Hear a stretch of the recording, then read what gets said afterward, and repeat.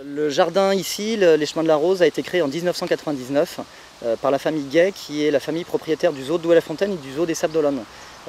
Puisque l'initiateur, Louis Gay, d'ailleurs, en aparté, on a créé une rose voilà, en son honneur cette année, puisqu'il est décédé l'année dernière. Et donc cette personne-là, qui était un grand acteur dans l'économie locale, a toujours aimé les roses et a voulu créer un endroit vraiment pour présenter tous les rosiers voilà, qui peuvent être créés et tout ce que nous pouvons faire. Et donc il a créé ce jardin-là de 4 hectares qui était à la base créé comme un conservatoire. Donc avec entre autres beaucoup de rosiers botaniques. Et donc ils l'ont exploité pendant une dizaine d'années. Donc 99, voilà, jusqu'à 2009. Il a été mis en location-gérance pendant 5 ans. La personne venait du tourisme sans forcément connaître véritablement le végétal, et donc ce jardin-là, voilà, un petit peu périclité, a été très mal entretenu pendant quelques années, et donc nous, voilà, on nous a proposé de le reprendre, et on l'a repris en 2013. Donc c'est mon père qui s'occupe de la recréation, on va dire, du jardin, puisque voilà, en quelques années, malheureusement, il y a une partie des rosiers botaniques et des rosiers anciens qui ont disparu, parce que ce n'était pas forcément identifié, pas forcément replanté en fait.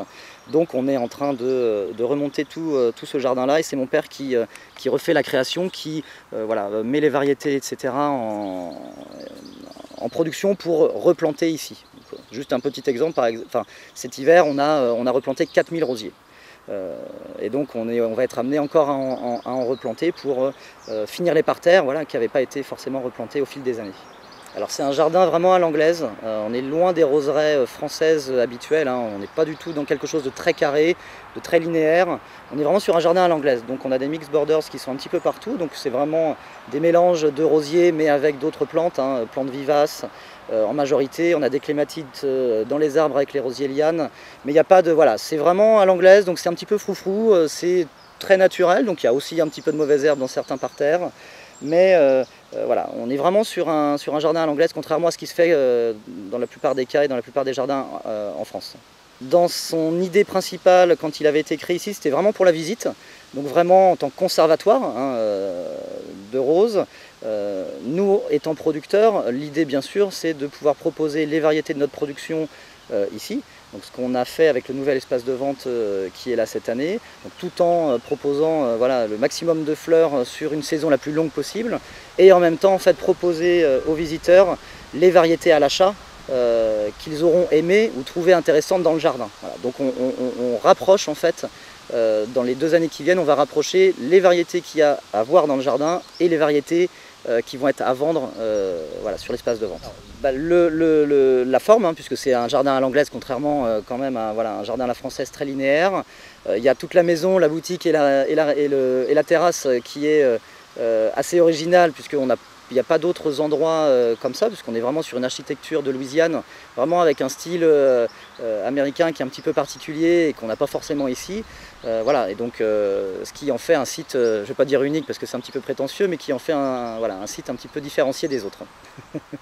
Tout type de rose, ça va vraiment des rosiers botaniques jusqu'aux rosiers modernes et aux dernières créations, puisque nous sommes obtenteurs aussi. Donc on a vraiment tous les types de rosiers. Tous les rosiers botaniques qui sont précoces, donc qui sont non remontants, ont déjà fleuri, et on voit dans le jardin voilà, qui sont déjà défleuris. Et après on va avoir tous les rosiers remontants qui ont fleuri ou sont en train de refleurir jusqu'aux dernières créations. Je vous parlais tout à l'heure de la rose Louis Gay, qui est une création de cette année, puisqu'on l'a baptisée cette année. Et donc on a vraiment une multitude de roses qui nous permet aussi d'avoir une amplitude de floraison qui est plus longue que beaucoup aussi d'autres jardins consacrés à la rose. Alors aucun traitement chimique depuis une vingtaine d'années dans la production, mon père avait fait ce choix-là. Il y a maintenant quelques années quand même, donc de manière naturelle, en reprenant ici, et on n'utilisera jamais de traitement chimique ici, donc c'est surtout beaucoup de travail manuel bien sûr, et puis des mélanges de macération de plantes qu'on utilise en préventif, qui sont conçus de prêle fougère et ortie,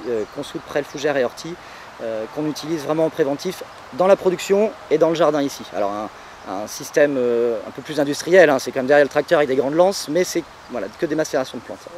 On est dans un environnement qui est naturel, donc on laisse vraiment les animaux libres. Donc on a des paons qui sont dans le jardin, mais les oiseaux, voilà, on s'en occupe pas en fait. bon, on a des taupes, on a des petits animaux qui nous embêtent un petit peu quand même. Des ragondins aussi, parce qu'on a des étangs dans le jardin qui nous abîment un petit peu nos berges. Mais voilà, à part ça, en fait, c'est libre, donc faut imaginer, on entend, hein, on entend les oiseaux aussi. Enfin, voilà, il y a comment dire, aucune manipulation de notre part, en tout cas sur les animaux. On les laisse de manière totalement libre. On donne des fois, l'hiver, voilà, quelques grains au paon, mais sinon, ils se débrouillent tout seuls. Alors on a, à l'entretien du jardin, on a 2 personnes qui sont là à l'année. Plus mon père après dans l'imagination et dans la création voilà, des nouveaux parterres. Après en saison ils sont 4, en mai-juin jusqu'à quasiment maintenant, puisqu'on est en pleine saison de floraison. Des années pluvieuses comme cette année, il y a quand même plus de mauvaises herbes, même si on a une grosse partie des massifs qui sont paillés, hein, avec du paillage de peuplier qu'on a broyé nous-mêmes. Voilà, pour le jardin, en général, voilà, 2 et 4. Et puis après sur la partie boutique, accueil, etc., restauration aussi, les personnes, enfin notre équipe se compose de 6 personnes. Alors voilà, de manière en fait totalement naturelle, hein, on les produit nous-mêmes. Donc on a notre lieu de production qui est à 1 km d'ici, hein, aussi à Douai-la-Fontaine, où on a voilà, tous les champs autour et tous les locaux, d'expédition entre autres, hein, pour la vente à distance. Donc tout est produit voilà, chez nous à Douai-la-Fontaine. Alors on n'a pas de difficulté d'une certaine manière, ce qui est compliqué c'est le temps, hein, en fait, à gérer et donc la perception des visiteurs. Avec des temps compliqués voilà, comme cette année, hein, puisqu'on a quand même eu quasiment de l'eau quasiment tous les jours, donc en pleine saison de floraison. Voilà, la perception des gens sur des roses fanées, sur un peu de mauvaises herbes, etc. Voilà, c'est plus ça qui va être compliqué à gérer. Après au niveau du site, voilà, il faut tout faire pour faire venir des visiteurs et on arrive à le faire quand même. Petite anecdote, quand on a repris le jardin il y a 3 ans, les anciens propriétaires avaient laissé vivre naturellement les paons, et quand on a pris le jardin la première fois qu'on est venu, il y avait 25 paons. Alors 25 paons dans un jardin de 4 hectares, c'est très sympa, c'est très joli, mais c'est quand même embêtant parce que ça fait des dégâts sur les panneaux et c'est un petit peu, voilà, ça se perche, donc c'est un peu compliqué. Donc on s'était dit, on va essayer de les attraper. Et puis voilà, on avait fait venir de la famille, une dizaine de personnes pour essayer de les attraper. Et en fait, on a couru toute l'après-midi derrière, mais comme ils se perchent à 20 mètres, impossible de les attraper. Et on a mis 6 mois pour attraper 17 paons.